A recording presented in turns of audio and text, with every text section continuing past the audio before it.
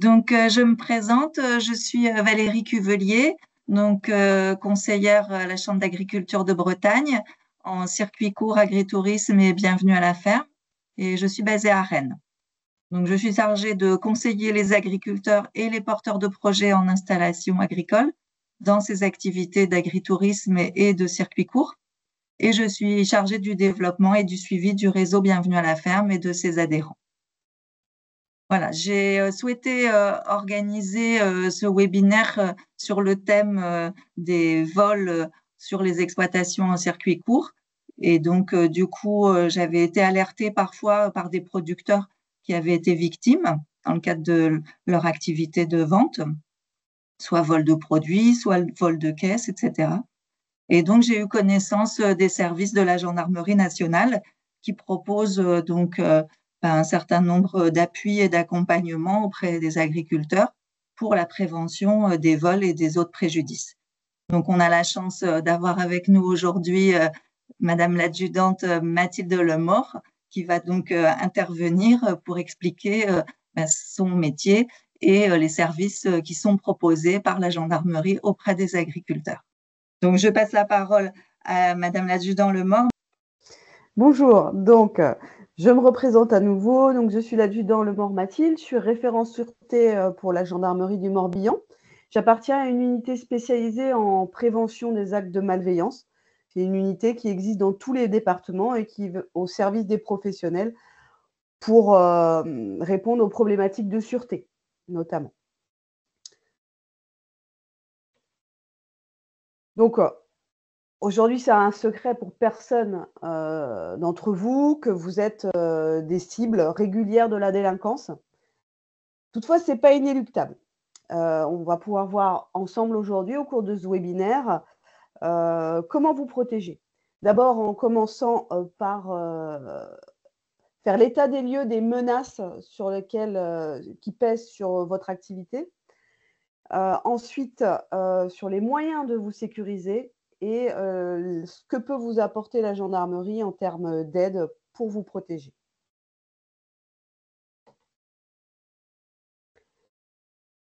Bon, les menaces ne sont plus à démontrer. Elles font souvent la une de la presse nationale et locale. Voilà des exemples d'articles qui paraissent dans la presse. Il s'agit principalement des atteintes aux biens. Il faut savoir que malheureusement, tout se vole. Il faut garder ça à l'esprit. En premier lieu, vous avez ce qui pèse sur vos exploitations, ce sont les vols de carburant et les vols d'outillage. Ça, c'est ce qui est le plus déclaré à nos services. On va dire que c'est le top 5, malheureusement, des choses dérobées dans les exploitations. Ensuite, on a également les vols d'engins, véhicules, accessoires. Les vols de tracteurs sont rares, toutefois, les vols de quad sont de plus en plus réguliers.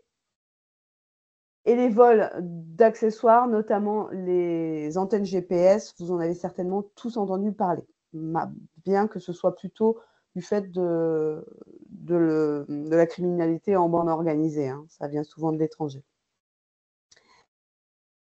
Il existe aussi les vols d'animaux, surtout les animaux de petite taille ou ceux qui sont où on ne se rend pas rapidement compte de la disparition. Le vol de production, que ce soit de produits bruts ou de produits finis, prêts à la vente. Le numéraire dans les points de vente à la ferme également, sur vos caisses. Les dégradations, les destructions.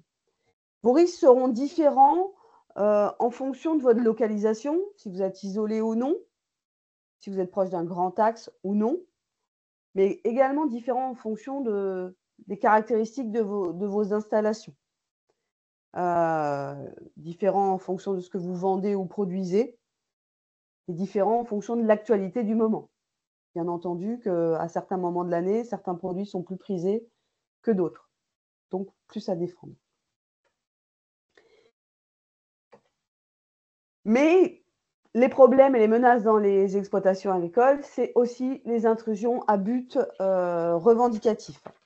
Donc, je ne vais pas m'y étendre, mais il faut garder à l'esprit ce genre de menaces, notamment dans le secteur de l'élevage.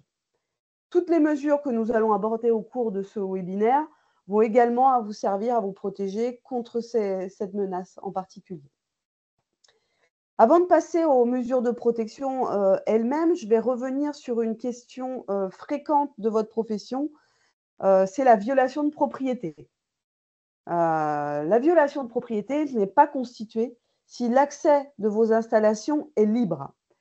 Donc, si ce n'est pas clôturé, si tout à chacun, on peut pénétrer dans les lieux sans escalade, sans effraction, sans violence, sans… Voilà. Il y a la loi là-dessus, comme c'est affiché sur la diaporama, fait que ce ne sera pas constitué. Ce qui, en conséquence, veut dire que les personnes que vous pourriez éventuellement trouver déambuler sur votre exploitation, bon, évidemment, vous allez leur dire de quitter les lieux, mais ce ne sera pas constitutif d'une infraction pénale. Évidemment, c'est tout autre chose s'il y a un vol de commis ou une infraction. Mais c'est quelque chose qui revient souvent, des appels qu'on reçoit souvent en gendarmerie à ce sujet-là. Donc, pour vous protéger, plusieurs choses. On va commencer par le basique, c'est qu'il serait important, et pas toujours facile, de marquer les limites de votre propriété et adapter vos ouvertures et vos accès aux besoins. Je m'explique. Moins il y aura d'accès sur votre propriété, plus il sera facile de les défendre et de les protéger. Donc, il va d'abord être important de bien marquer la propriété, marquer votre propriété par différentes manières, par de la clôture, par de la barrière, par des chaînes avec des panneaux de signalisation, avec marqué propriété privée. Ça peut être un fossé, ça peut être un talus, ça peut être beaucoup de choses pour que nul ne mette en avant qui n'est pas au courant, qui rentre sur une propriété privée et protégée. Cette démarche vaut aussi pour vos bâtiments. Il faudra se poser la question, est-ce qu'il y a utilité à avoir telle ou telle ouverture ouverte en permanence, ou si on ne peut pas la verrouiller juste quand on a besoin, et pourquoi pas avoir recours au contrôle d'accès, par badge, par carte, par serrure numérique avec le téléphone portable. Donc, il faut essayer d'avoir qu'un seul chemin ou deux pour limiter le nombre d'entrées à la propriété et au bâtiment. Excusez-moi. Ensuite, il ne faut pas essayer de ne pas faciliter la dissimulation des délinquants sur votre structure. Si vous avez des haies, vous êtes protégé contre le vis-à-vis de vos voisins, de votre entourage, mais le délinquant, il est également protégé de son côté. Il est à l'abri derrière les haies et il peut faire son forfait facilement. Donc, on préconise le taillage des haies et de la végétation à hauteur d'homme. Il faut également penser à pouvoir installer de l'éclairage sur détection à l'approche des bâtiments ou à l'entrée de votre établissement, de votre propriété. Au passage d'un homme, quand il fait nuit, il va y avoir de l'éclairage sur détection, l'éclairage automatique. Les délinquants n'aiment pas ça. C'est le premier acte de détection et en général, ils essayent de les détruire. Donc, c'est qu'ils n'aiment pas ça. C'est des choses qu'il faut installer en hauteur, qui peuvent être utilisées sur solaire. Donc, c'est très intéressant. C'est quelque chose qui n'est pas onéreux et qui a vraiment son efficacité. Ce serait une des premières mesures à adopter.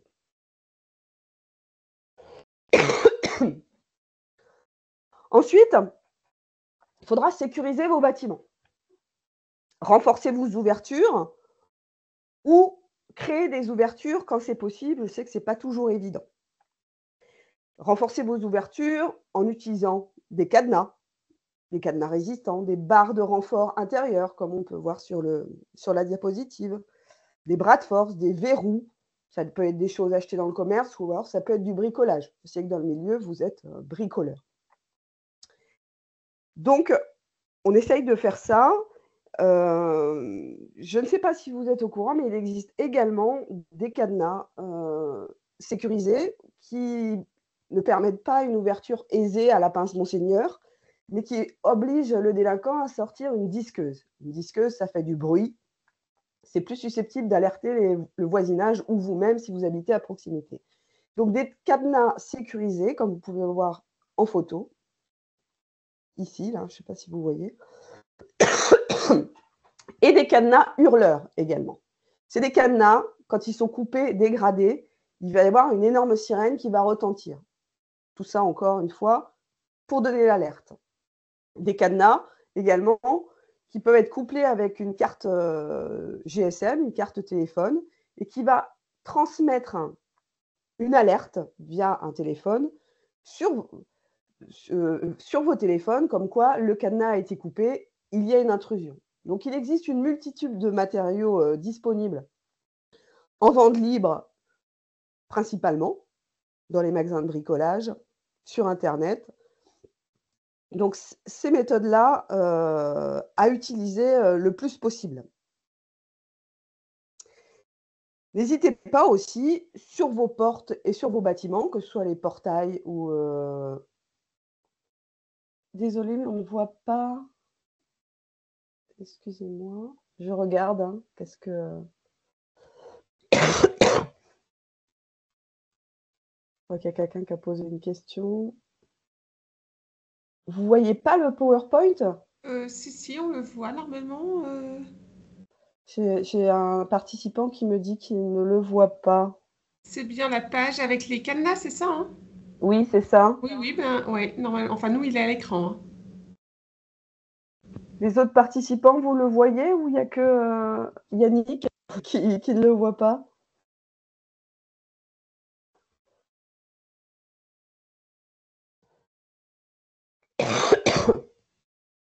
En train de faire une réponse. Oui. Alors, les autres participants le voient. Alors, je ne comprends pas. Oui. Oui, Peut-être on le voit apparemment. peut-être se reconnecter pour Yannick. Oui, c'est peut-être un problème de réseau. Le réseau. Merci. Donc, n'hésitez pas sur vos portails, sur vos clôtures, éventuellement à espaces réguliers, sur les portes de vos bâtiments, à annoncer la couleur, annoncer la couleur et mettre des panneaux dissuasifs. Propriété sous vidéoprotection, propriété sous protection électronique. Attention, je monte la garde. Attention, je monte la garde pour les chiens. C'est la dissuasion. C'est le premier pas pour faire en sorte que le délinquant il fasse demi-tour, qu'il aille ailleurs. Parce qu'il faut bien vous dire que le délinquant, c'est quelqu'un de rationnel. Son but, c'est d'obtenir le maximum de gains dans un temps restreint, facilement et sans risque pour lui. Donc, à partir du moment où vous allez dissuader, bloquer, gêner, alerter, détecter la présence malveillante sur votre établissement, on va tout mettre en œuvre pour qu'il n'arrive pas à obtenir satisfaction, qu'il fasse demi-tour, qu'il prenne peur, qu'il prenne la fuite, ou même avec une dissuasion importante, qu'il fasse vraisemblablement demi-tour avant même de rentrer sur votre exploitation. Donc, on n'hésite pas à mettre des panneaux pour le faire changer d'avis. Le délinquant, il est opportuniste. Hein. Il ne vient pas chez vous parce qu'il a vraiment envie de venir chez vous. Il vient là parce que c'est sur son parcours. Il a besoin de telle ou telle chose. Et il va passer là, il va voir une exploitation. Je vais m'arrêter, je vais voir ce qu'il y a.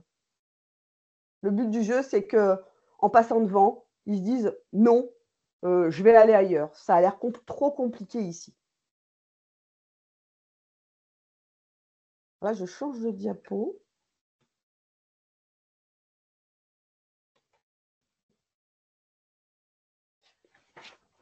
Je sais pas où j'en suis rendue là. Voilà.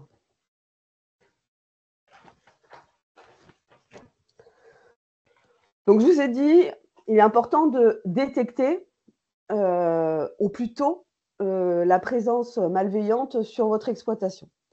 Donc, ça passe par la protection électronique. La protection électronique, ce sont généralement les systèmes d'alarme. Les systèmes d'alarme avec de la détection qui peut être périmétrique, volumique, infrarouge. Il existe différentes sortes qui peuvent être mis en œuvre soit par des professionnels, soit achetés dans le commerce ou sur Internet, à poser vous-même. Concernant les professionnels, je ne peux que vous inciter à vous orienter vers des professionnels fiables.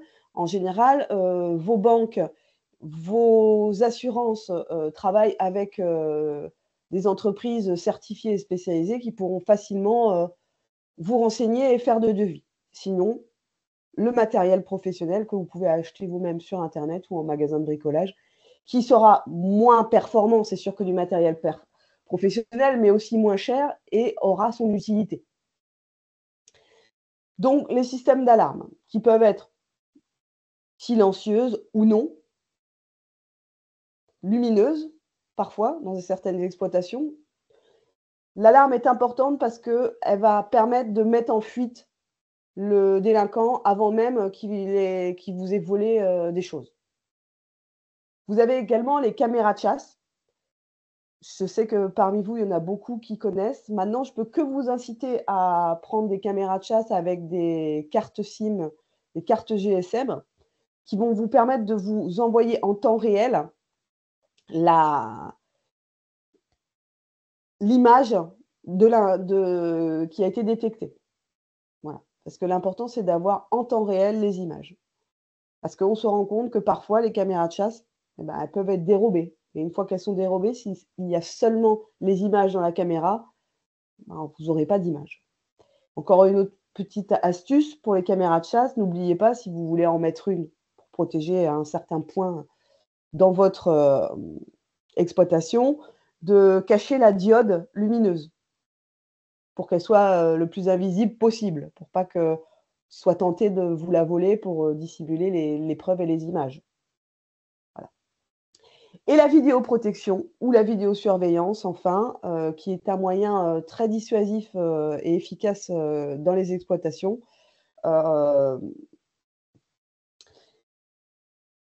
Contre les vols, mais attention, il n'y a pas besoin d'autorisation pour mettre ce matériel sur votre emprise, sur votre propriété.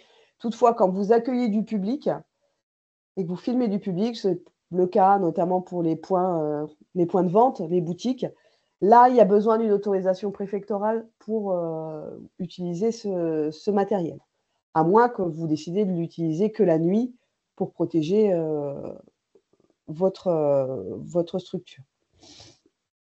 Toutefois, ces caméras, vous pouvez aller les voir avec des professionnels également, mais aussi via vos coopératives. Je sais que certaines coopératives agricoles en vendent maintenant parmi leurs produits à installer soi-même. Les caméras de vidéoprotection de nos jours peuvent tout faire. Certaines peuvent même détecter la présence à l'extérieur. En plus de filmer, détecter la présence, mettre en route une alarme, vous transmettre une alerte en temps réel. Maintenant, attention à la capacité de détection de ces capteurs. Il ne faudrait pas que ça vous réveille toute la nuit s'il s'agit d'un chat qui a été détecté dans la cour ou un oiseau. Il faut que le capteur de détection soit pas trop fin pour que vous ne soyez pas réveillé toute la nuit et qu'au final, que vous ayez engagé des frais pour un truc que vous allez éteindre parce que ça vous réveille toute la nuit. Donc, attention à ce qu'on prend en place. La détection dans vos exploitations est intéressante, notamment dans les bâtiments où des animaux ne vont pas.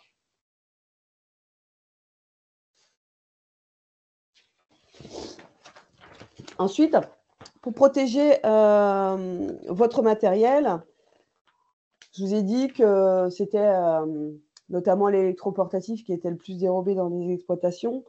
Il faut que vous les remisiez, ce matériel, dans un hangar fermé et si possible, un hangar équipé d'un système d'alarme. Donc, il existe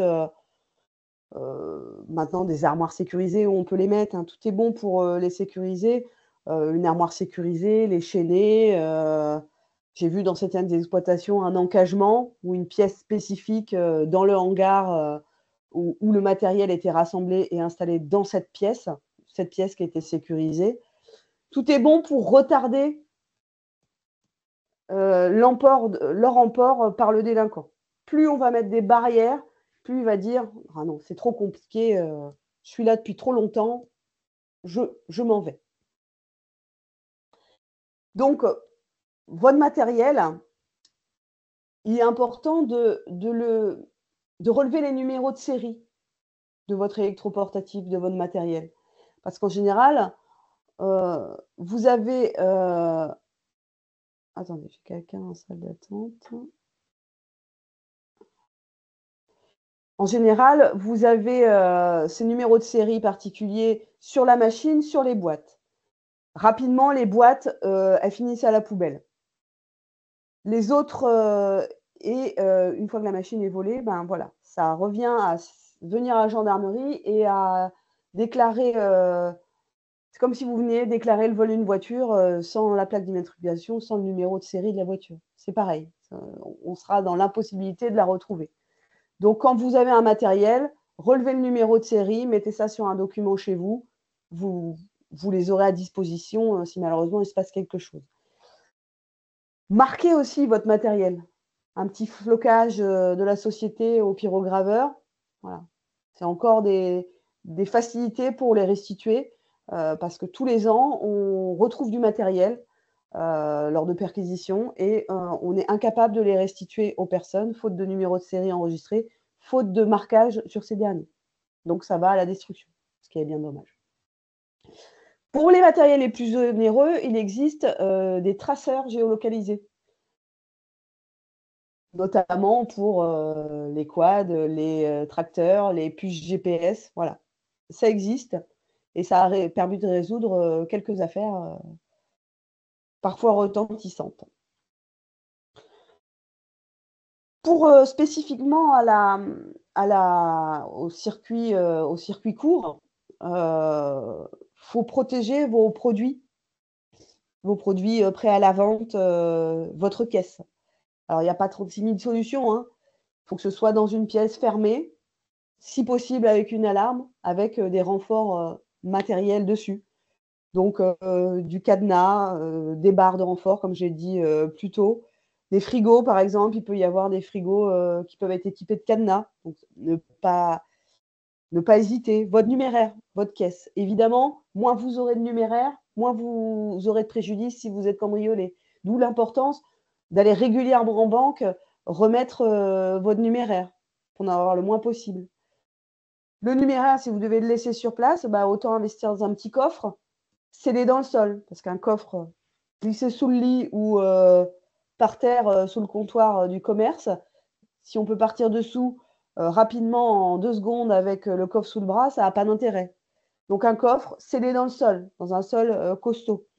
Attention, si vous pouvez, dissocier vos paiements en liquide de vos paiements en chèque. Ne pas les installer au même endroit, notamment quand vous partez de la structure ou le week-end ou la nuit. Parce que j'ai déjà vu une structure qui avait tardé à aller en banque. Et autant n'avait pas beaucoup de liquidités, d'espèces, mais par contre avait énormément de chèques qu'elle attendait à encaisser. Bah, s'est retrouvée avec un sacré trou de comptabilité, pas à cause du liquide perdu, mais à cause des chèques qui ont disparu et qu'elle ne pouvait pas aller réclamer aux clients parce qu'elle ne savait pas plus qui c'était. Donc attention à ça.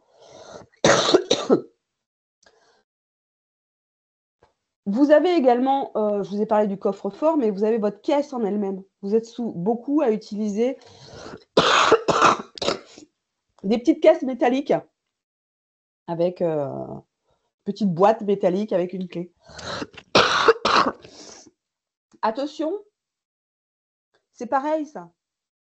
Quand vous n'êtes pas devant votre caisse à faire l'encaissement et vous êtes occupé en arrière-boutique, excusez-moi, en arrière-boutique ou sur l'exploitation, la caisse, il faut la protéger. Alors à minima, on la cache ou alors on peut la fixer à la banque de votre commerce. Ils sont très doués pour attirer l'attention sur autre chose. Vous êtes en train de servir, par exemple. On vous demande un renseignement sur tel ou tel produit. Et pendant ce temps-là, il y a quelqu'un qui passe dans votre dos ou par-dessus le comptoir, si c'est mal agencé, et va attraper les liquidités dans votre dos. Vous ne vous en rendrez pas compte tout de suite. Donc ça arrive malheureusement régulièrement. Donc on pense, quand on a la caisse dans la boutique, si possible à ce qu'elle soit fixée, qu'on ne puisse pas partir facilement avec, et qu'il n'y ait pas la clé dessus, qu'on ne la laisse pas ouverte, et au mieux qu'on ne laisse pas la clé dessus. Ça arrive très régulièrement dans tout genre de commerce. Donc, maintenant que j'ai fait le point sur les commerces, concernant le vol de carburant, ça c'est encore une chose, quelque chose qui est énormément dérobé dans les exploitations. Il faut d'abord, dans un premier lieu, essayer de rationaliser le plein de vos véhicules, surtout les véhicules qui sont laissés à l'extérieur ou qui ne sont pas protégés dans un hangar fermé. Moins il y aura d'essence dans le réservoir, moins il y aura d'essence dérobée. Pour les cuves, il faut protéger sa cuve. Alors, si on ne peut pas la protéger en la mettant dans un bâtiment fermé et qu'elle est à l'extérieur, au moins, on met des astuces en place pour que ce soit difficile aux délinquants de se servir.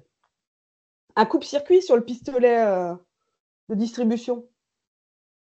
S'il arrive, il prend le pistolet et ça ne vient pas, déjà, c'est plus compliqué pour lui. Il faut qu'il siphonne. C'est du temps de perdu pour lui.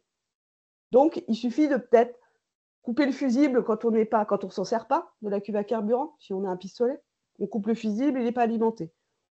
Ou on rajoute un coupe-circuit particulier et confidentiel. C'est une idée.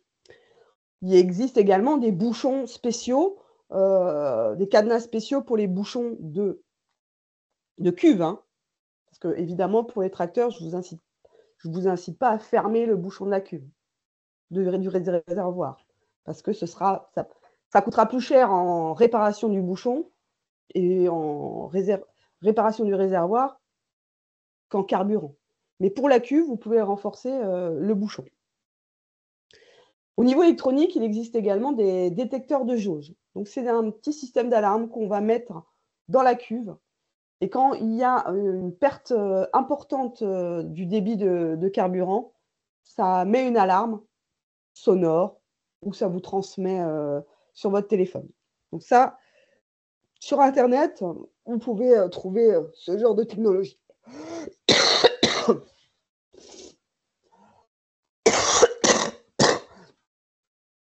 Décidément, c'est pas le jour. Hein. Maintenant, il faudrait que je vous mette en garde également contre vous-même, pour ne pas vous mettre en danger, que ce soit physiquement ou pénalement, si demain vous tombez sur des gens qui sont en train de voler dans votre exploitation. Vous ne savez pas les personnes que vous avez en face. Vous ne savez pas comment ils vont réagir. De plus, la légitime défense a des conditions très strictes. Si elles ne sont pas appliquées et pas respectées, vous pouvez être poursuivi en cas si vous réagissez mal. C'est-à-dire que votre riposte face à une attaque contre les personnes ou contre les biens, elle doit d'abord être strictement nécessaire. Ensuite, elle doit être simultanée. Elle doit être proportionnée. Malheureusement, il y a déjà eu des faits par le passé où des agriculteurs ont fini en prison parce que sur un coup de sang, ils ont sorti le fusil pour un vol de gasoil, ce qui est compréhensible. Mais surtout,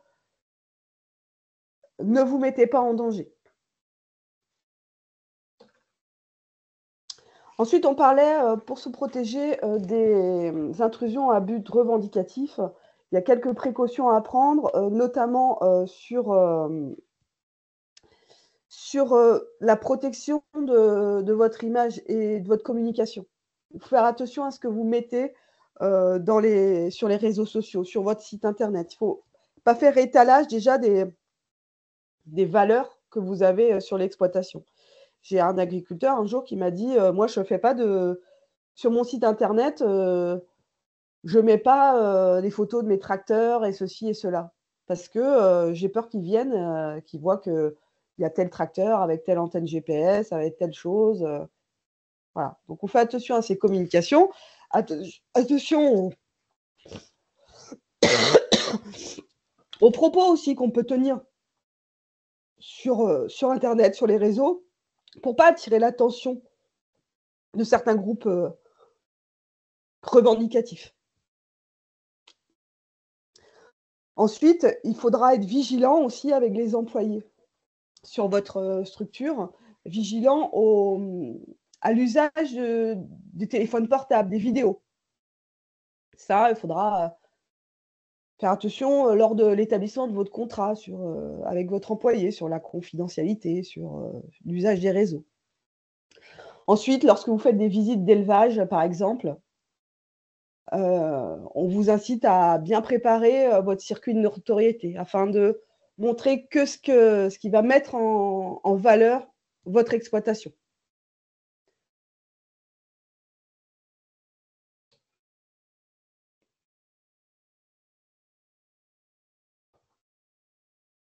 On constate à notre niveau que, sur le Morbihan tout du moins, que les faits dont les exploitants sont victimes sont en diminution. Toutefois, je pense que la plupart d'entre vous ne nous appellent pas systématiquement quand il se passe quelque chose sur l'exploitation. Ils se disent bon non, c'est pas grave, ils peuvent rien faire et ceci, cela.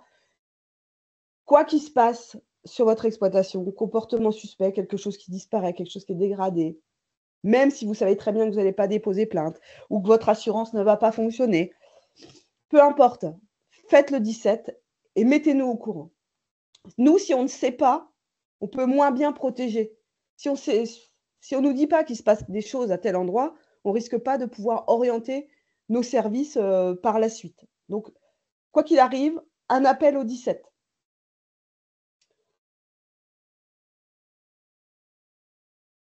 Attendez, je vais pas changer la diapo. Si vous, malgré tout, vous êtes victime de quelque chose, attention essayer de manipuler le moins possible les scènes d'infraction. Essayez de ne pas aller manipuler la porte, les outils qui ont été bougés, les boîtes qui ont été ouvertes ou les choses qui ont été volées.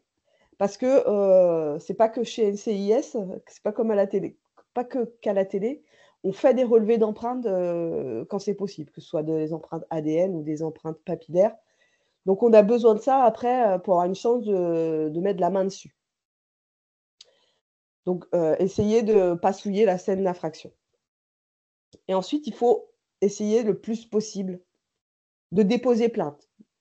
Ça nous met une base légale si plus tard, par recoupement, on retrouve la personne. Voilà. Si on peut lui mettre 10 faits dessus, c'est différent que s'il est poursuivi que pour un seul fait. Donc, il existe la pré-plainte en ligne. Ça vous évitera de perdre trop de temps en gendarmerie, sachant que votre activité est soutenue. Donc, vous déposez plainte sur Internet et vous choisissez juste un créneau dans la gendarmerie de votre choix où vous pouvez venir signer votre déclaration de vol. Donc, la gendarmerie, elle peut vous aider dans le fait qu'on dispose d'un maillage territorial très, très dense, important. vous dépendez tous localement d'une brigade de gendarmerie, hein, donc on n'est jamais bien loin de vos exploitations. On a des démarches partenariales avec différents acteurs de la profession, hein, comme la Chambre de l'agriculture, la FDSEA, les JA, et j'en passe. On fait des campagnes de sensibilisation pour les vols, hein, auprès, encore une fois, de vos partenaires. Et on dispose d'un réseau d'alerte qu'on appelle, dans le 56 en tout cas, Alerte Agri 56, qui va recenser les faits délictueux dont les exploitants sont victimes. Et on retransmet à nos partenaires qui, eux, par secteur d'activité et secteur d'implantation, vont envoyer des messages de vigilance aux exploitants qui se sont déclarés. Ça permet d'avoir toujours un petit rappel de vigilance. Ah oui, ah bon, bah, il s'est passé ça dans tel secteur, bon, je vais faire un petit peu attention à ça. Ou j'ai d'autres exploitants qui ont pu me dire, ah, bah, j'ai reçu le message d'alerte, j'ai vu qu'on avait volé ça à tel endroit, bah, moi, du coup, j'ai rangé le mien. J'ai rangé mes affaires, j'ai fait plus attention. Donc, le réseau d'alerte agri en local, voire avec votre chambre de l'agriculture départementale ou avec vos partenaires FDSEA ou JA ou autres pour savoir s'ils retransmettent les alertes. Je sais que ça se fait dans le 35, dans le 56, dans le 22 et dans le 29, je ne pourrais pas vous dire. Ensuite, et ce qui me paraît le plus important et le plus utile pour vous, la gendarmerie propose des visites d'exploitation gratuites, qu'on appelle des consultations sûreté, au bénéfice des exploitants, pour venir au cas par cas sur vos exploitations et vous donner les conseils adaptés, au cas par cas, sur votre structure. Voilà. Donc ça, c'est une démarche qui va prendre 1 heure, 1 heure et demie en fonction de la taille de l'exploitation. Il faut l'user et en abuser parce que nous, on connaît le mode opératoire des délinquants. On en voit tous les jours, malheureusement. Donc, on voit des choses que vous ne voyez pas forcément, des vulnérabilités que vous ne voyez pas forcément. Donc, pour avoir ce service, il suffit d'une simple demande à votre brigade locale auprès des correspondants sûreté qui existent dans toutes les brigades locales ou vers les référents sûreté comme moi, qui existent au niveau départemental, par simple demande également, par mail, notamment sur le site référent sûreté, que vous pouvez voir avec l'adresse du site en rouge. Ce site va référencer les adresses de toutes les unités de prévention de France, par département. Vous aurez nos mails sur ce site, mais également des fiches thématiques très intéressantes qui va reprendre toutes les mesures que je vous ai expliquées ici et vous les expliquer en profondeur, que ce soit pour protéger une exploitation, un commerce, une entreprise. Toutes ces fiches thématiques, je vous invite à aller les voir sur ce site. Et pour les correspondants sûreté, il suffit d'un appel à la gendarmerie locale ou un passage à la gendarmerie locale pour qu'un correspondant sûreté vienne sur votre exploitation. Parfois, ils ne se sentiront pas de le faire et ils viendront vers nous pour qu'on y aille. Donc, c'est des choses qu'on fait très régulièrement. Voilà. Est-ce que vous avez des questions, messieurs, dames? Et je m'excuse encore pour les quintes de tout. Merci beaucoup, Madame Lemort. Et puis, effectivement, soignez bien votre toux. Donc, j'espère que les participants que vous êtes ont pu être sensibilisés à un certain nombre d'éléments par rapport à tout ce qui peut être délinquance et du coup intrusion sur les exploitations. Donc, c'était vraiment l'objectif de vous sensibiliser, de vous alerter, de vous aider à bien comprendre que la gendarmerie est à votre service, que vous avez vraiment la possibilité de leur faire appel gratuitement et qu'ils vont vous donner des préconisations. Donc, peut-être que certains d'entre vous ont des cas concrets. Malheureusement, vous avez peut-être été victime de certains faits de délinquants ou alors vous souhaitez justement vous protéger et mettre en place des choses avant même que ça n'arrive. Donc, est-ce que l'un ou l'autre ont des cas concrets à présenter ou des questions à poser? Vous pouvez mettre votre micro en marche. euh,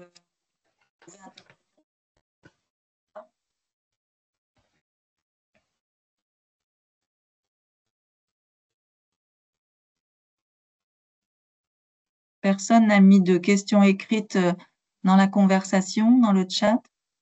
Là, je vois que Madame Joubert est en train d'écrire. Il y a 2 personnes qui sont en train d'écrire. Vous pouvez brancher votre micro et intervenir.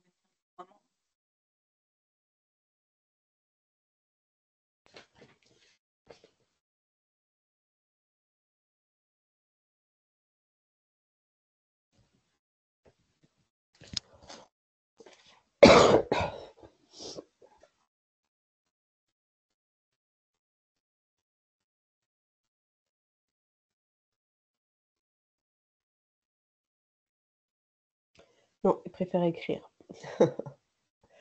Tout le monde écrit une petite question, on dirait. Ah bon?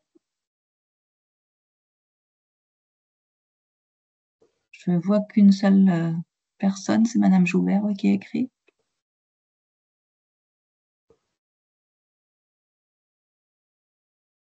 C'est vrai que concrètement, ah voilà, la question est arrivée. Voilà. Attention, les risques ne s'arrêtent pas au site pro. Les vols sont fréquents aussi à la maison, là où tout est rangé, l'espèce au retour des marchés. Donc, bien protéger son domicile aussi. Oui, tout à fait. Notamment avec le coffre. Si vous ramenez souvent, vous êtes beaucoup parmi vous à ramener votre espèce à la maison, hein, donc ça vaut aussi pour le coffre scellé dans le sol, ça vaut aussi pour votre maison si vous vous amenez à domicile. Donc toutes ces mesures, oui, elles peuvent évidemment être mises à votre domicile. Ils font assez de publicité comme ça pour diverses sociétés d'alarme pour les particuliers. J'ai vu une autre question. Y a-t-il plus de risques sur une culture de chanvre CBD? Avez-vous des retours? Alors, oui, effectivement, j'ai fait une consultation sûreté pour un producteur. Heu, bon, il a dû écouter mes conseils parce qu'il nous a pas rappelé cette année, donc il a pas eu de soucis, donc c'est que ça doit marcher. Mais oui, il y a des risques, mais c'est pareil, il faut aussi il y a la protection de la culture en soi. Bon, si elle reste assez confidentielle, ça se passe bien et il y a aussi la production de séchage à domicile. D'où l'intérêt, ouais, de sécuriser également le domicile. C'est toujours difficile, hein, je vous avoue, de protéger les cultures en elles-mêmes, ça reste difficile. Pour le chanvre, bon, bah, voilà, on met en place des choses, hein, qu'il y ait de la détection, hein, des caméras intelligentes avec de la détection qui vont mettre une alarme en route pour faire fuir les personnes et qui vont avertir en temps réel les propriétaires. Dans les champs, c'est toujours plus difficile. Alors, autant on peut envisager de l'installation d'une caméra et un système d'alarme extérieur pour une production de chanvre. Pour d'autres cultures, c'est pas envisageable et ça devient difficile parfois de les protéger. Je sais pas si vous avez sa réponse à la question pour le chanvre? Alors, Je c'est Yannick, donc s'il y a matière, il peut intervenir. alors, Et sinon, donc, Madame Joubert pose d'autres questions. Donc, existe-t-il beaucoup de systèmes de surveillance sans Wi-Fi pour les fermes sans Internet? Alors, ça peut, il en existe avec des cartes GSM multi-opérateurs. Maintenant, je vous dire telle marque ou telle marque, Les professionnels sauront vous le dire. Même sur les sites marchands Internet, il en existe juste avec carte GSM multi-opérateur. Mais c'est ce qu'on préconise quand il n'y a pas de Wi-Fi, parce que c'est souvent le cas. Et Alors, donc, effectivement, elle note, on s'y attend pas, mais mon voisin s'est fait voler une carcasse de viande bovine. Donc, je suppose que c'est quelqu'un qui fait de la vente directe de viande bovine et qui avait une carcasse qui était de retour de l'abattoir. Ah, moi, je dirais oui, ok. je vous ai dit que tout se vole. On n'est pas loin de la vérité, parce que là, ça va chercher loin. Hein. Bah, c'est vrai que moi, j'ai aussi eu un exemple d'un producteur de porc qui fait de la charcuterie, qui s'est fait voler de la viande en cours de fumaison, c'est-à-dire qu'il a un fumoir qui est à l'extérieur de son labo, attenant à son labo, mais accessible de l'extérieur. Ben, il s'est fait voler de la viande fumée à l'intérieur, quoi. Donc, effectivement, Oui, tout se vole. Et tout se vole. les voleurs sont à l'affût de repérer vraiment où peuvent se trouver les choses, parce que pour savoir que cette espèce de petite extension du labo, c'est le fumoir, ben, il faut quand même déjà avoir repéré les choses. Hein. Donc, d'où l'intérêt d'essayer de verrouiller et aussi d'être observateur. Si vous voyez quelqu'un qui déambule chez vous, je vois la question de monsieur ou madame Trusson. D'où l'intérêt de relever les plaques d'immatriculation, de signaler à la gendarmerie quand vous voyez quelque chose d'anormal, des passages anormaux. Personne ne vous empêche de prendre une photo discrètement de la voiture, de prendre une photo discrètement de la personne que vous trouvez sur votre exploitation. Il est potentiellement en repérage. Donc, personne ne vous empêche de faire ça. C'est la diffusion qui est pas autorisée des images. Maintenant, vous pouvez en prendre si vous restez discret pour pas faire de provocation.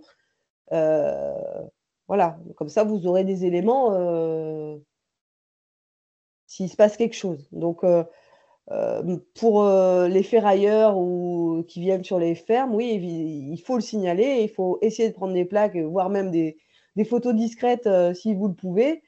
Et les chiens, c'est effectivement quelque chose qui est dissuasif pour beaucoup. C'est dissuasif. Maintenant, je sais que c'est pas facile.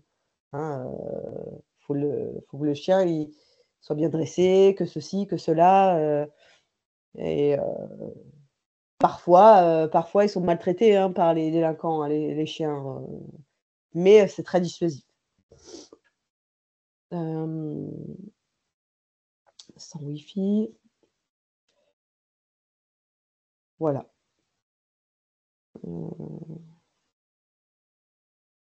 Mais vous avez aussi, je vois de la dissuader les visites nocturnes, les personnes qui vous empêchent de mettre un petit carillon électronique à certains passages dans votre exploitation avec un aboiement de chien.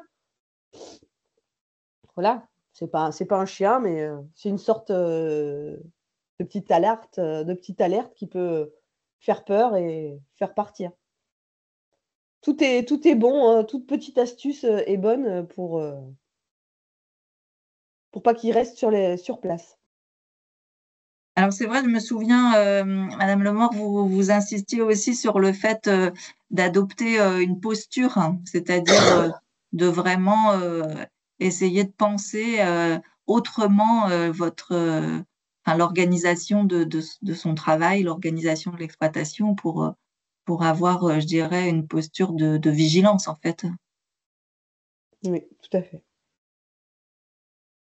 Faut bien se dire que bon, il y a beaucoup de personnes qui viennent vous voir et puis qui éventuellement vous achètent ou pas des produits et qui repèrent pendant ce temps-là.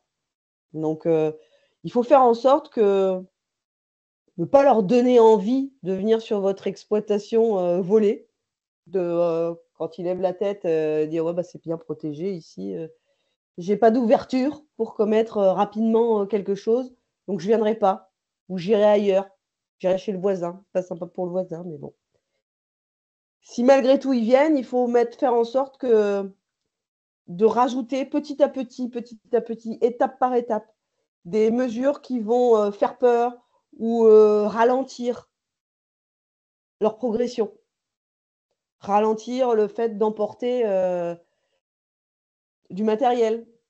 Si vous mettez des barrières à l'entrée de votre propriété et que ça empêche le délinquant de venir en voiture au plus près de votre bâtiment, eh ben, ça veut dire que s'il vient vous voler quelque chose de volumineux, il va être obligé de se le porter. C'est lourd, il va être obligé de se le porter, faire des allers-retours, il va perdre du temps et son but, c'est d'aller vite. Donc, rien que d'avoir une barrière à vache cadenassée à l'entrée la nuit de votre propriété, c'est une mesure qui va lui faire perdre du temps.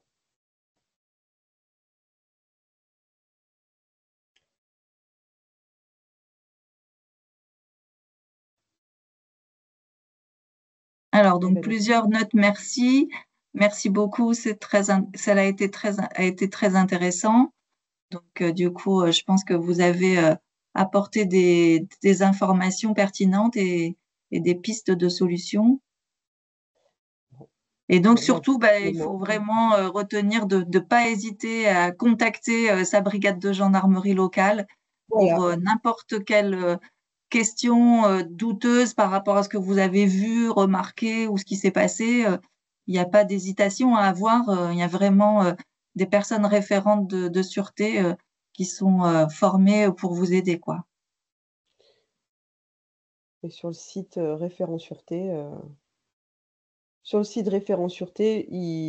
vous avez toutes les adresses de nos unités spécialisées et les fameuses fiches thématiques qui sont d'une grande aide, à mon sens.